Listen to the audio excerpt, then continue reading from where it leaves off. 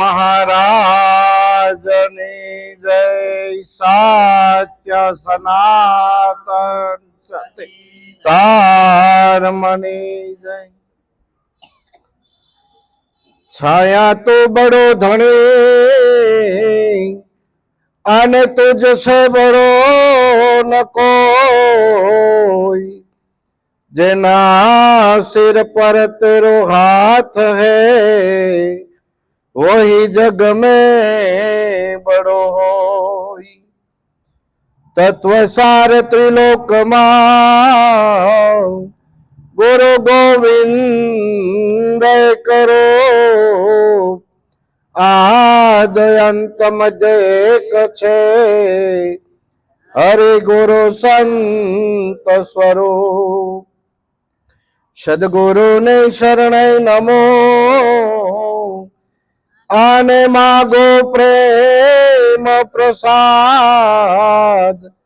દયા કરે ગુરુદેવજીઓ હરિ રસયામૃત સ્વાદ. સદગુરુ મહારાજની.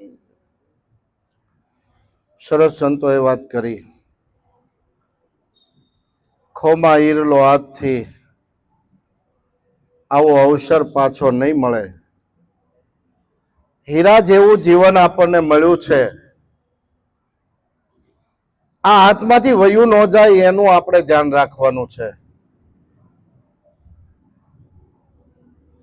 બાકી તો સંતો કે લાખો ગયા ને તું પણ જવાનો, મૂર્ખ મન વિચાર.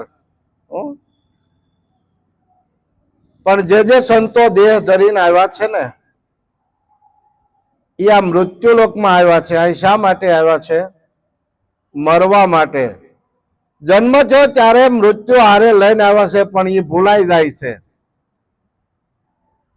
હર પળે જો મૃત્યુ યાદ રહે ને તો મૃત્યુ મંગલમય છે. સંતોએ મૃત્યુને વધાવ્યું છે. હસતા હસતા આ દેહને છોડી દીધો છે અને છેલ્લે પરમાત્મામાં ભળી ગયા છે. પણ હમણે વાણી બોલ્યા હતા, માનવી હો માનવી જાગજે હો માનવી. હવે આ શું કહેવા માંગે છે ખબર છે? માં નવી, માં નવી, માં નવી. ફરીને ફરીને જન્મ લે માં નવી. જેમ જન્મારો ફરે એટલે માં નવી. એટલે કીધું પુનરપી જનનમ પુનરપી મરણમ પુનરપી જનની જઠરે શયનમ અગ્રે વાયુ પુષ્ટે ભાનુ રાત્રો ચિબુક સમર્પિત જાનુ ભજ ગોવિંદમ ગોવિંદમ ભજ મૂઢ મતે. હે મૂઢ બુદ્ધિ વાળા, કે હજી તું તારા હાથમાં સમય છે, આ ગોવિંદને ભજી લે, પરમાત્માને ભજી લે. કારણ કે વારે વારે જન્મ લેવાનો એટલે નવી નવી માને ધારણ કરવાની. સંતો કે ભાઈ કેટલી માવુનું દૂધ પી પીને પાછા નવો જન્મ. અને સંતો આપણને કહે છે ભાઈ જન્મ મરણનું ભય છે ભારી, મટી શકે એક મનુષ્ય દ્વારે. જો આપણને મનુષ્ય દ્વાર મળ્યો છે અને આમાં ભૂલાઈ જાય તો ફરીને પાછો મનુષ્ય જન્મ મળશે એની ખબર નથી. તો મનુષ્ય દ્વારે મટી શકતો હોય, પણ દ્વાર ભૂલ્યો તો 84 માં જ આવે. આ ગુરુ વિના તને કોણ છોડાવે? આપણને દ્વાર મળ્યો છે. એક સુરદાસ હતા અને આ કેમ કોટ છે, ફરતો દિવાલ છે અને એક જ દરવાજો છે એને. એટલે સુરદાસને એમ થયું કે આમાં બધા બોલે છે પણ આપણે કોઈ પૂછવું નથી. દિવાલે હાથ ઘસતા દરવાજો આવે ને એટલે આપણે બહાર નીકળી જવું છે. હવે એ તો ફેરા એમ ફર્યા કરે, જ્યાં દરવાજો આવવાનું થાય ને ત્યાં હાથ દિવાલેથી ખંજોળવા જાય તો દિવાલ વહી જાય. ઘણા ફેરા માર્યા પણ કોકને સાંભળ્યો ને કે ભાઈ કોક બોલે, ભાઈ આનો દરવાજો ક્યાં છે? તો કે ભાઈ તમે ઉભા ત્યાં જ દરવાજો છે. તો મેં એટલા ફેરા માર્યા એનું હું? જ્યાં દરવાજો આવવાનો થાય ત્યાં વિષય રૂપી ખંજવાળ આવે ને ત્યાં મનુષ્ય દ્વાર જ્યાં આપણને મળ્યો છે ને ભૂલાઈ જાય ને ફરી નવો જન્મ થાય.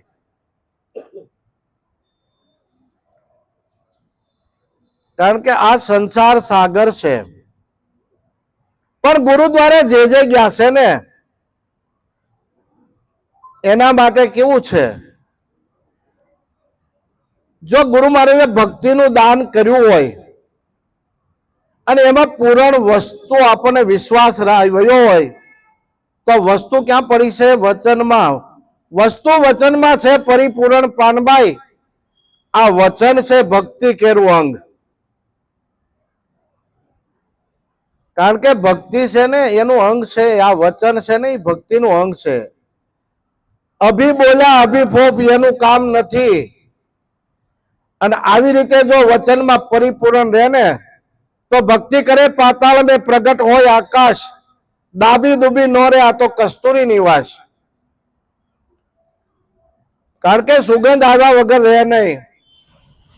અત્યારે બરાબર કેરીનો સમય છે ને કોઈ દાબો નાખ્યો હોય અને 2-4 દી બહાર વહી ગયા હોય ને એના ઘરમાં કેરી પાકી ગઈ હોય ને તો આજુબાજુ વાળા એમ કે ભાઈ કોકના ઘરમાં દાબો નાખ્યો ને કેરી પાકી છે, સંભાળજો નકર બગડી જાય છે. એમ ભક્તિ વસ્તુ એવી છે. ભક્તિ કોઈ ટીલા ટપકા કરવાની ભક્તિ નથી. ભક્તિ એટલે પવિત્ર જીવન. અને પવિત્ર જીવન જીવે એને કોઈથી આંગળી ન સીંધાય. પણ ભક્તિ છે ને કોણ કરી શકે? ભક્તિ છે સુરવીરના કામની, નથી કાયરના કામ. પ્રથમ પહેલા મસ્તક મૂકીને વર્તી લેવો નામ. આ તો નામને જે જાણે નામને વરી જાય એનું કામ છે. નામ જાણ્યું એને 4 વેદ ભણ્યો. આનો ભેદ જે જાણે ને એ ખરો બન્યો. તરત ખરો બની જાય. અને જ્યાં સુધી આ ભેદ નથી સમજાતો ને ત્યાં સુધી આપણે ઈશ્વરને બધે ગમે ના ગોતતી છીએ. પણ હદ બેહદ એના બેહણા છે. હદ બેહદ કેમ કીધું ભાઈ? આ દેહની હદ છે 5 ફૂટ, 5.5 ફૂટ, 6 ફૂટ, 6.5 ફૂટ. આ હદ બેહદ હદથી પર હાલવાની વસ્તુ છે. દેહ દશા મટી જાય ને ત્યાર પછીનો રસ્તો શરૂ થાય. હદ સલેસો ઓલિયા દોહદ સલેસો પીર, હદ દોહદ દોનો સલે તાકા નામ ફકીર. જેને આની ફિકર ન હોય, દેહ કદાચ શું છે કાલે પડી જાય તો દેહને એને કોઈ લેવા દેવા ન હોય, એને એની ફિકર પણ નથી કરી, એને ફકીર કીધા. અને ફિકરની ફાંકી કરે ને ત્યારે ફકીર થાય. પણ હદમાં હાલે ત્યાં સુધી દેહ દશા મટે નહીં. હદ બાર કોણ નથી જવા દેતું? આમાં આ મન છે ને, મન. બધાય સંકલ્પ વિકલ્પ કલ્પનાઓ એને બેઠા બેઠા કર્યા કરવાની છે. આમ હશે, આમ હશે. મનને ઘોડા જેવું કીધું, ઘોડા ઘડ્યા જ કરે. 1 સેકન્ડ પણ કર્મ કર્યા વગર મન રહી શકે નહીં. કારણ કે એનું કામ જ એ છે સંકલ્પ કરવો. એક સંકલ્પ પૂરો ન થાય ત્યાં બીજો સંકલ્પ ઉઠે, એ પૂરો ન થાય ત્યાં બીજી કલ્પના તૈયાર જ હોય.